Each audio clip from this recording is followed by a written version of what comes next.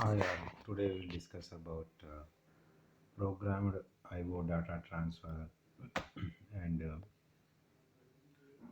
interrupt initiated data transfer. These are the two different data transfer techniques, and they are very important from exam point of view. So first, you should understand the concept called IO data transfer. So as you know already, this is my processor,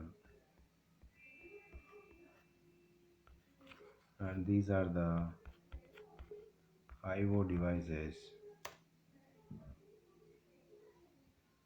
and definitely you require an IO interface.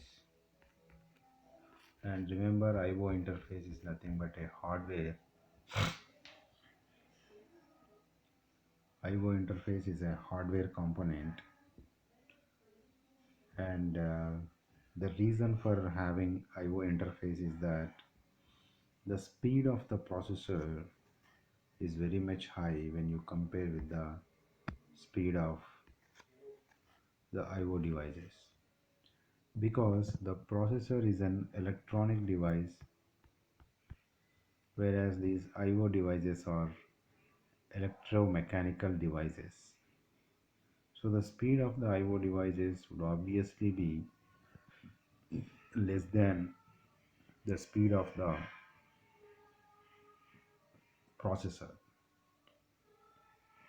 So it is very important to have an interface called IO interface, and this IO interface is some special hardware circuit. And remember, this IO interface contains some logic, such as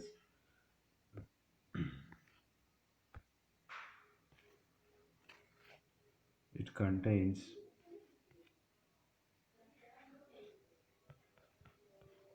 IO interfaces, so it can connect to various IO interfaces, and here it contains some IO logic, and it contains some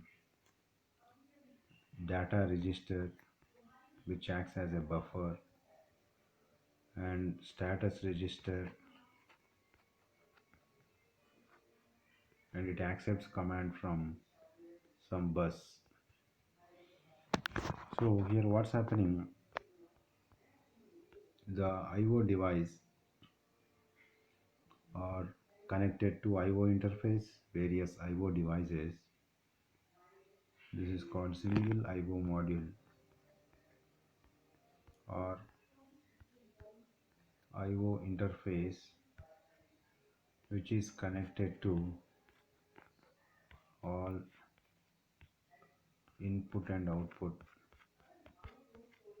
devices, and there is some logic based on which it accepts the request from IO devices, and it maintains some registers.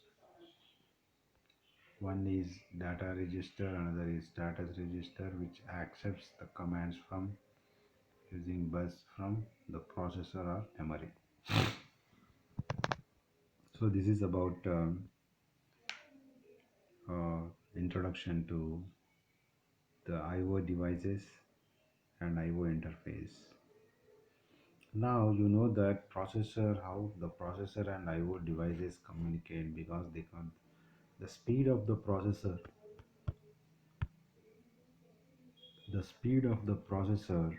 is very much high when you compare with IO devices. So definitely you should use asynchronous data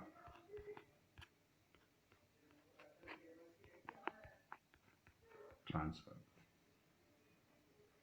So there is no other way, you have to use asynchronous data transfer, because the speed of the processor is very much high when you compare with the IO devices. So it is in asynchronous data transfer also, we know that there are different types, such as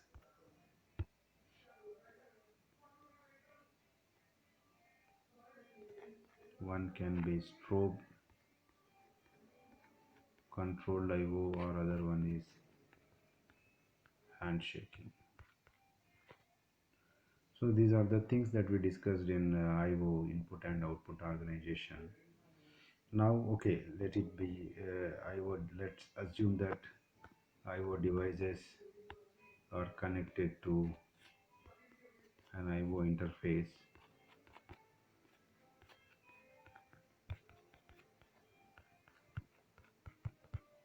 and this IO devices are connected by IO interface is connected by processor.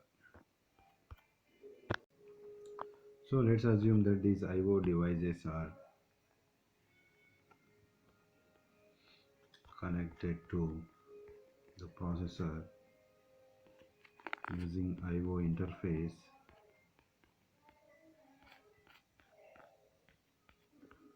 These are the different IO devices. IO device 1, 2, up to N. So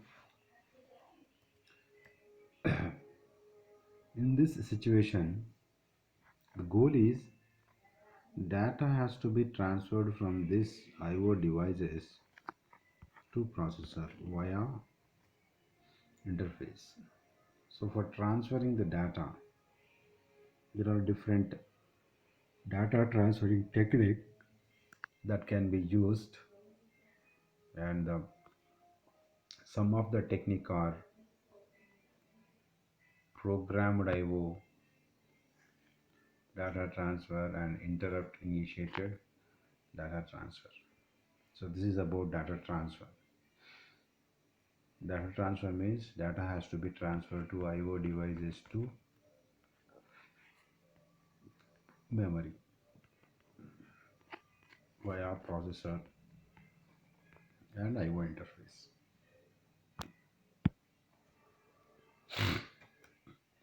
So CPU merely executes an instruction and accepts the data temporarily from IO devices. So what happens here? CPU means the processor. CPU refers to processor. Processor is a combination of, remember, ALU, control unit, and registers, and sometimes internal cache. So they are ALU, control unit, registers, and some cache. These together called as a processor. Sometimes processor is replaced with the word CPU. So here what happens? CPU executes instruction, IO instruction. Instruction in the sense IO instruction. So CPU executes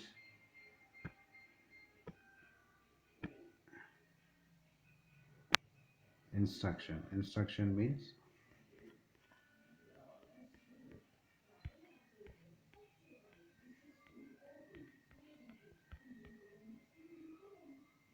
CPU executes IO instruction and accepts data temporarily from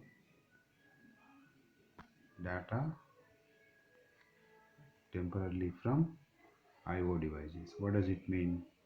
Temporarily accepting the data in the sense processor cannot store its keep all those data that is coming from IO devices. It has to store it where? In memory. Then what does this data temporarily? Temporarily means, remember, registers. So remember one thing, whenever you say you are storing the data temporarily, either it could be a buffer and buffer is also a register. So whenever you refer data is temporarily storing means it has to be a register. So from register, of course, the data can go to memory. So the CPU merely executes instruction, that is IO instruction, and accepts the data temporarily from IO devices. Where actually this data has to go means the ultimate source and destination of is the memory. So you may get a doubt how a single memory can be both source and destination. Let me explain that. It is with respect to input and output devices. So if this is my keyboard, keyboard accepts, connects to some IO controller. Remember, input and output device, for each input and output device, there is a one controller which accepts the request from IO interface. From this IO interface, the processor. So when processor contains some registers, when the user enters the data using the keyboard, that has to be stored in temporarily stored in the register. So what's happening here? Data from keyboard via IO controller going to register. From register it goes to memory. Can you imagine the data is transferring from IO controller or IO interface to register, from register to memory? So in this case, keyboard is called as a source, whereas memory is called destination. So this memory, our statement is that ultimate source and destination is memory. So in this case, for input devices like keyboard, mouse, or joystick,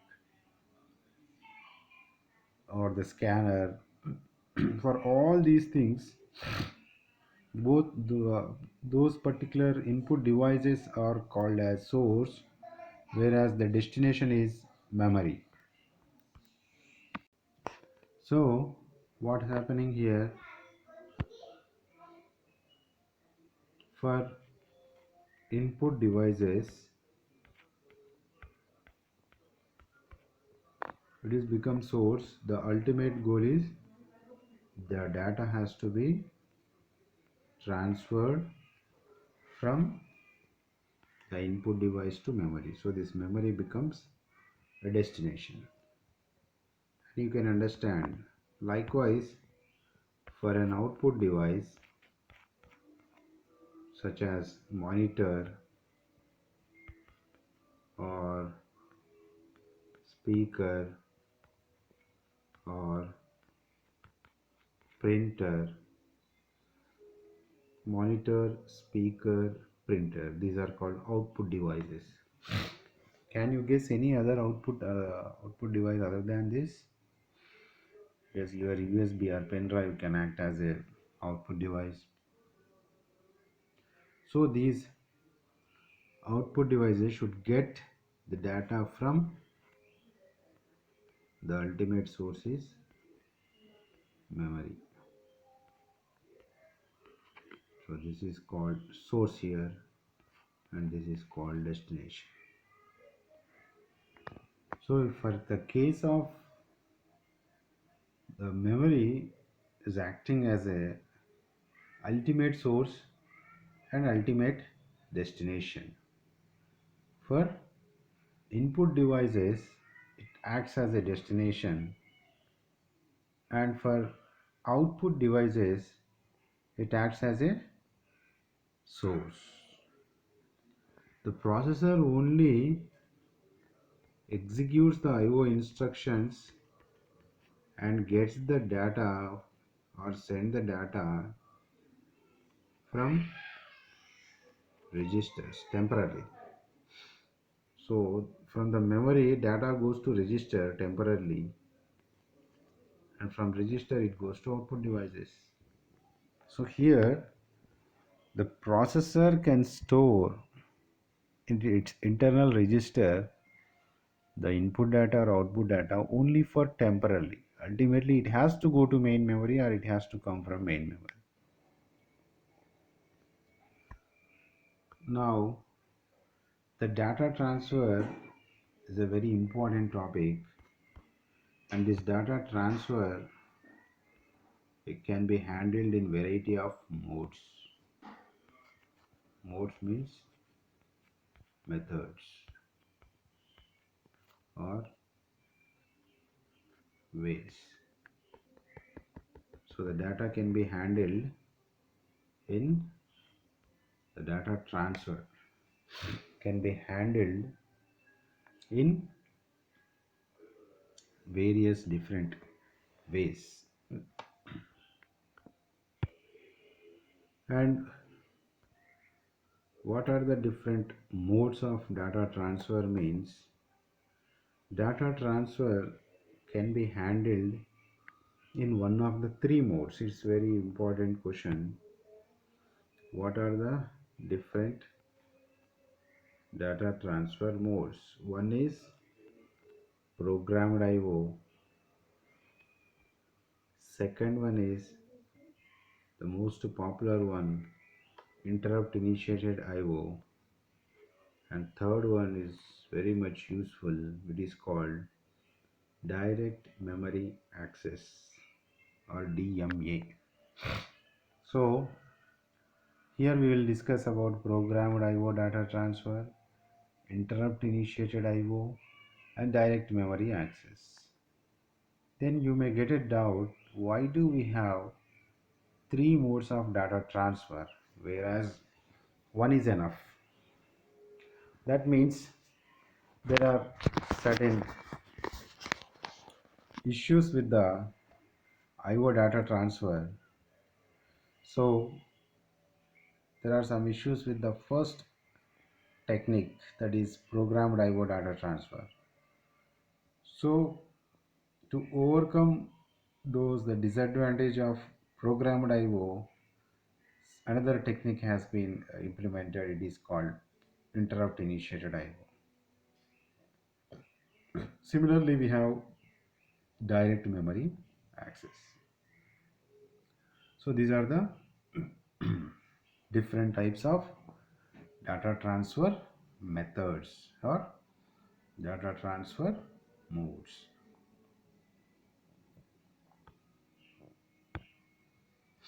First, we will see a simple data transfer technique called programmed IO.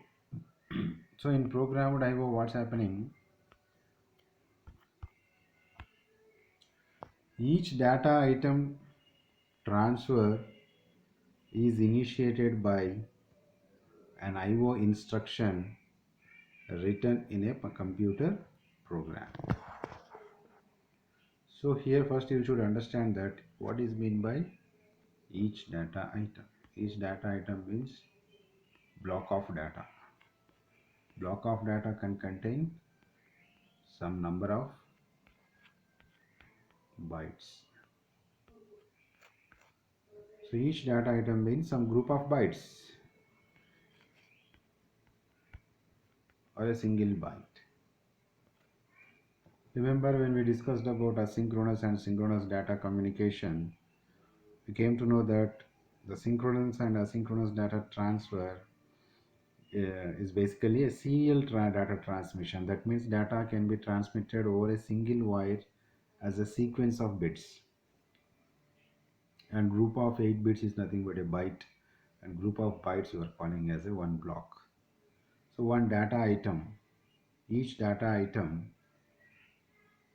transfer is initiated by IO instruction. So in the IO instruction itself, the initiated by IO instruction written in the computer program. So who will write IO instruction? The developer. So in this type of technique, that is programmed IO, developer has to take care of everything. like how to transfer. He has to write some instructions related to transferring of the data from input devices to keyboard. Input devices like keyboard to memory, or from memory to output devices. So these things has to be taken care by the developer. If the developer, you might have guessed that if the developer makes any mistake, then what could happen? Yes, there is some probability that the data transfer may not be successful sometime because the inefficiency of the developer or the computer programmer. If he doesn't handle the IO instructions properly, then the data might get lost. So this is the biggest advantage of the data transfer. That means if you want to do a IO data transfer, the programmer has to be expert in remembering all the IO instructions and applying the concerned IO instructions. All these things are mandatory. So in case of programmed IO data transfer. At the same time, we will see what is the well, at the same time there lies some advantages with the uh, programmed IO. We will see what are those. Now, the second point says that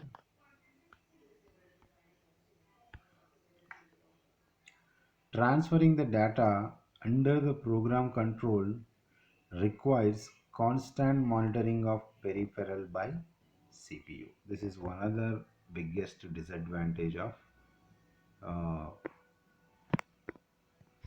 see when, for example, if the user contains an instruction IO instruction get,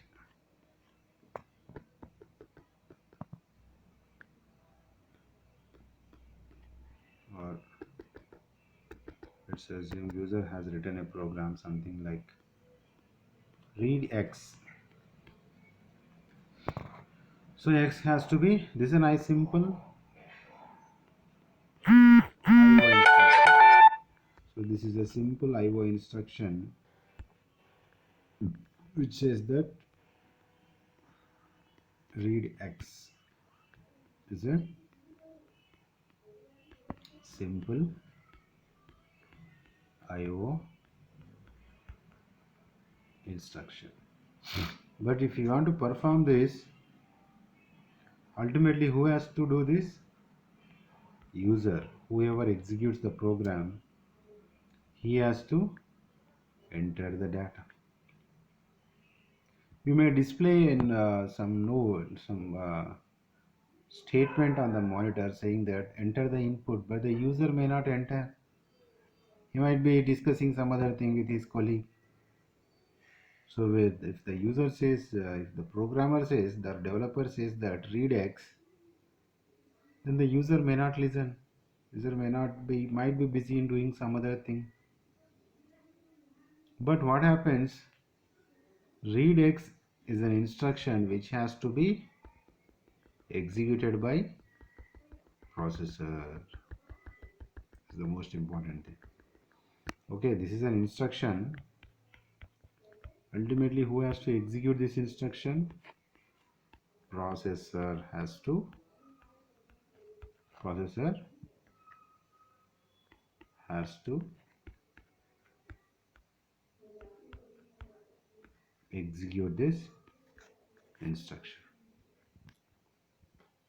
The processor, until and unless the user enters the data, the processor cannot execute this instruction, or its execution cannot be completed until unless the user enters the data, the input data. So the when the user takes some time to enter the data, then till that point of time the processor has to be in the wait state. This is the most important thing. The biggest disadvantage of the programmed IO is that first biggest disadvantage is that the developer or the programmer has to be expert in writing IO instructions. He has to be, because the IO instructions takes care of everything.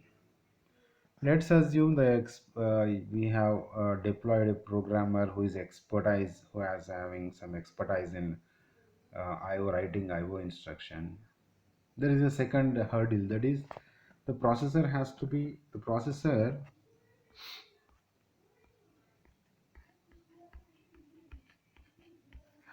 in the wait state till the user enters some data using keyboard, and user may take quite some amount of time. See, even 1 second time is very precious and lot of uh, wastage for a processor. Time waste of one waste waiting state. If the processor in the wait state for even 1 second, it impacts the speed of the processor huge, because the processor works on gigahertz. In 1 second, they can execute some million instructions. The processor was designed like that. But what happening? We are not utilizing the efficiency of the processor because of this programmed IO. As the programmed IO, what says, the processor has to execute an instruction, and this instruction execution cannot be completed until the user enters the data. And during this time, what processor has to do? It has no choice, it has to be in the wait state. With this, what happens? The speed of the processor goes down, or processor, in fact, in the throughput of the processor or output of the processor goes down, or execution of the program is delayed, or it takes more time. So these are the two major disadvantages of programmed IO. Next, in this method, so transferring data under program control requires constant monitoring of the peripheral by CPU. And there is one more disadvantage. Okay, leave about processor be in wait state. When the processor is in wait state, when the processor is in wait state,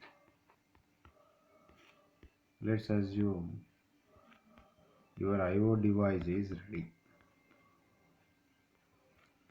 So until the IO device changes its status or sends its status ready to IO controller, processor has continuously monitor the status of the IO devices. It is another biggest disadvantage. The first disadvantage is that in programmed IO, the user has to be expert in writing, a user or developer has to be expert in writing the instructions I related to IO. Same time, let's assume we have an expert in writing IO instruction. Even in that case, what was the second hurdle? Second hurdle is that processor goes in a wait state if the data is not ready.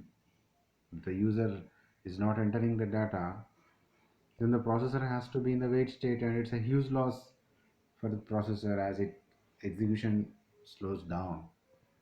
As the processor execute more number of instructions related to different programs, it cannot sit idle for executing a single IO instruction. So this is the second disadvantage. And the third is that, okay, let's assume processor be in the wait state. Up to what time the processor has to be in the wait state? So further, it has to continuously monitor all the peripherals or IO devices. In this method, CPU stays in a program loop until IO is ready for the data transfer. Just now we discussed. It has to be in the wait state. So this is time consuming process, keeps the processor needlessly busy. So unnecessarily processor is in busy by monitoring the status of the IO devices. Processor is busy even in the wait state, but it's a unnecessary thing for the processor. So these are the disadvantage of the programmed IO. So we are discussing. We have been saying that there are only. Do you think there are only disadvantages? No, there are some advantages. Like no extra hardware is required, or so with this, what happens? The cost of the IO devices, or IO interface, or IO controller goes down. That is the biggest disadvantage, because everything has can be handled or taken care by the developer or programmer itself.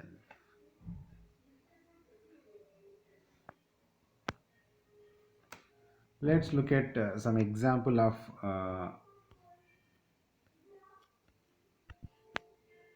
IO devices. An example of programmed IO data transfer from an IO device through an interface. Remember, from IO device to interface to CPU. So here what's happening?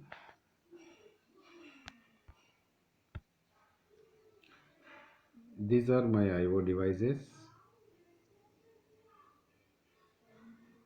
They are connected to, this is IO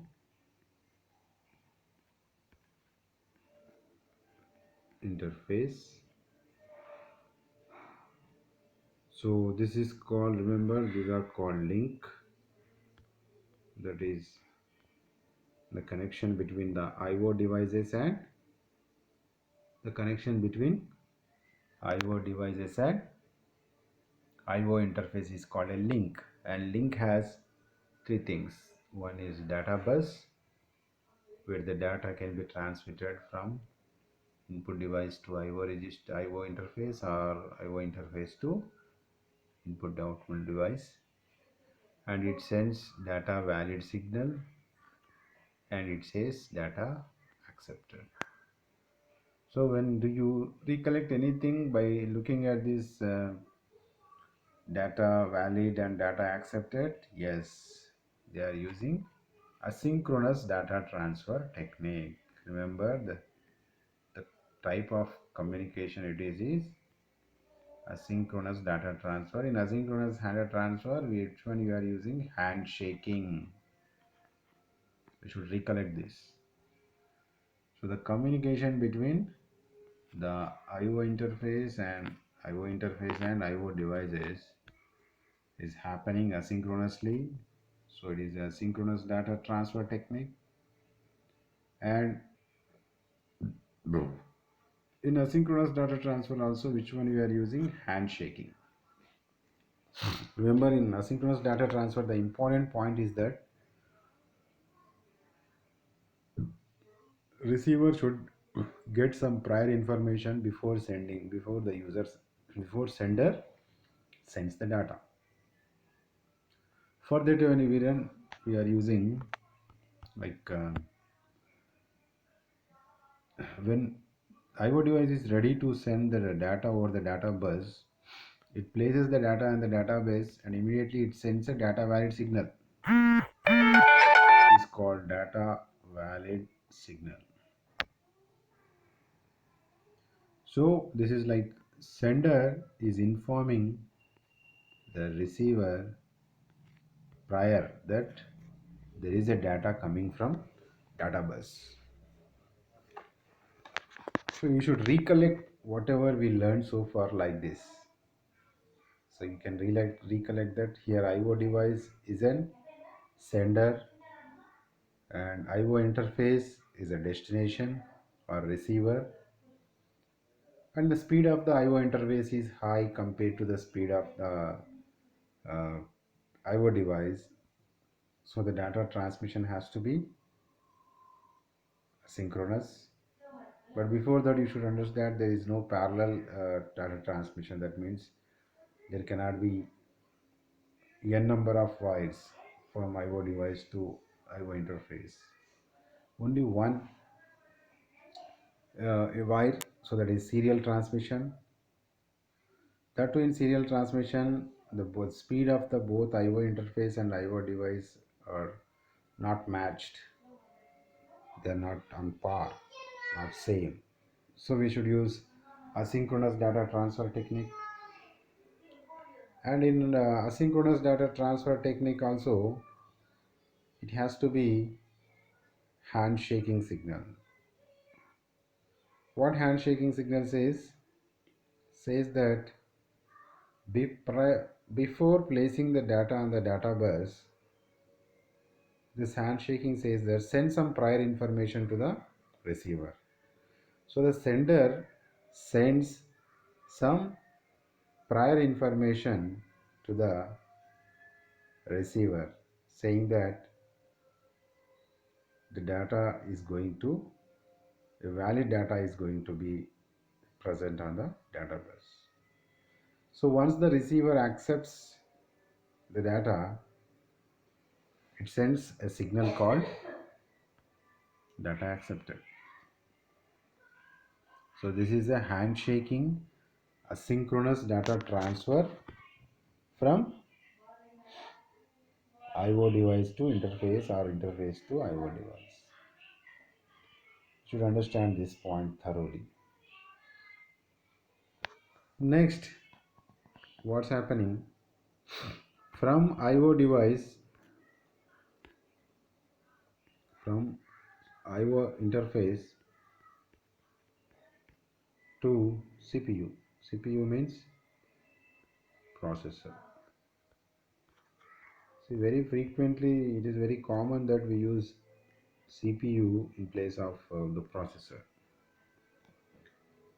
So the communication bit, so now the IO interface can be sender or receiver. Let's assume this is my keyboard case.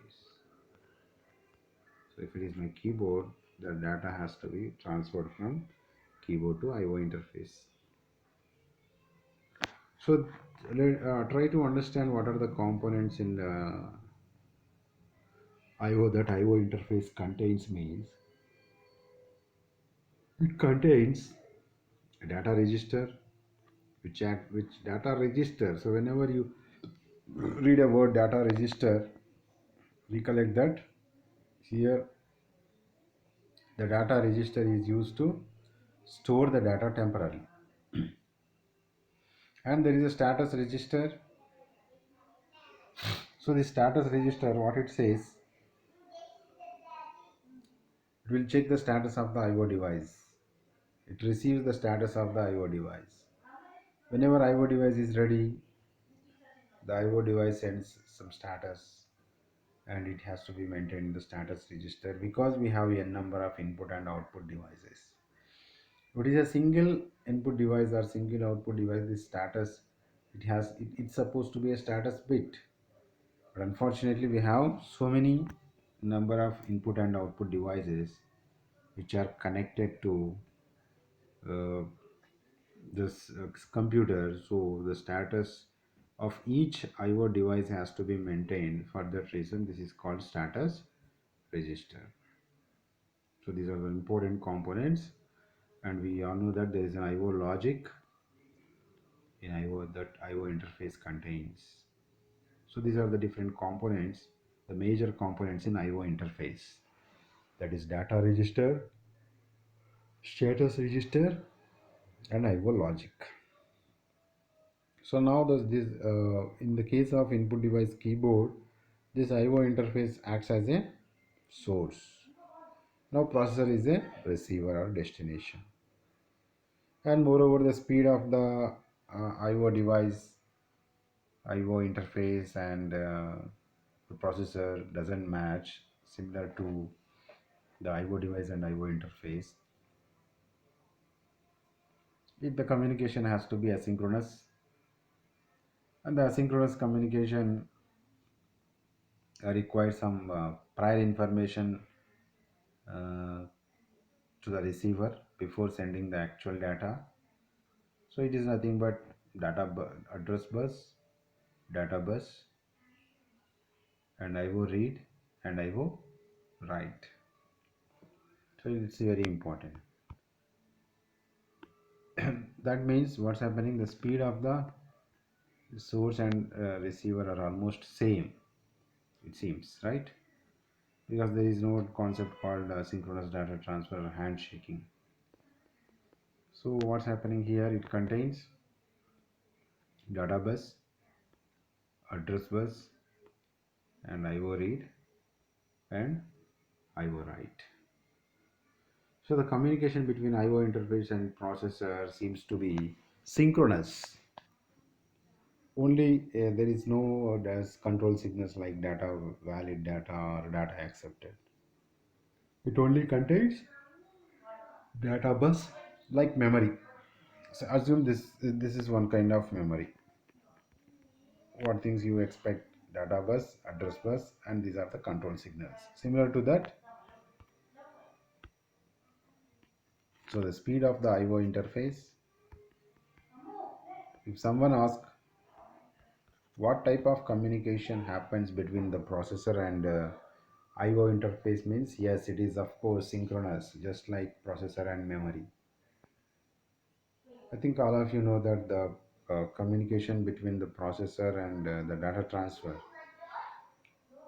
between the processor and the memory is synchronous because the speed of speed match. Similar to that, the communication between or data transfer between the processor and IO interface is also much like synchronous data transfer because of the matching the speed of the both components. Your speed is getting matched, almost same. Further, we have address bus, data bus, and IO read and IO write are the two control signals.